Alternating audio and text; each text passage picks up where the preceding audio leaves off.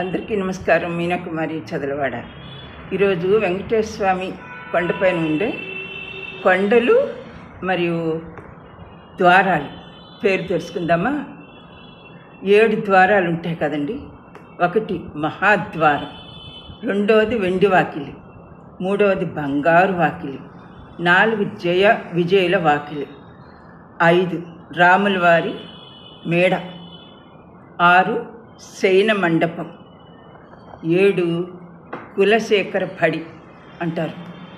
ఇంకా ఆ కులశేఖర పడి అంటే మనం సాక్షాత్తు ఆ స్వామివారిని ఆ గుమ్మం దగ్గర నుంచి చూసుకోవచ్చు అన్నమాట, అంత దగ్గరగా. ఇంకా కొండలు విషయానికి వస్తే గరుడాద్రి 1, వృషభాద్రి 2, అంజనాద్రి 3, నీలాద్రి 4, శేషాద్రి 5, వెంకటాద్రి 6, 7 నారాయణాద్రి.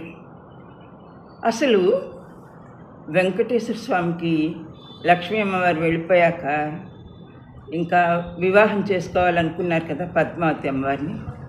అప్పుడు కుబేరుని దగ్గర అప్పు తీసుకోవాల్సి వచ్చింది. మరి అప్పు తీసుకునేటప్పుడు ఏ ప్రదేశంలో అంటే, ఇప్పుడు కోనేరు ఉంది కదా, ఆ కోనేరు దగ్గర అశ్వత్థ వృక్షం అని ఉంది. ఆ వృక్షం దగ్గర కూర్చుని కుబేరుడు వెంకటేశ్వర స్వామికి అప్పుగా ఇచ్చారన్నమాట. దానికి సాక్షి సంతకాల్లాగా పెట్టింది ఎవరు? బ్రహ్మదేవుడు, మహాశివుడు. అశ్వత్థ వృక్షం కూడా సాక్ష్యమే అని చెప్పి కుబేరుడు అన్నారు.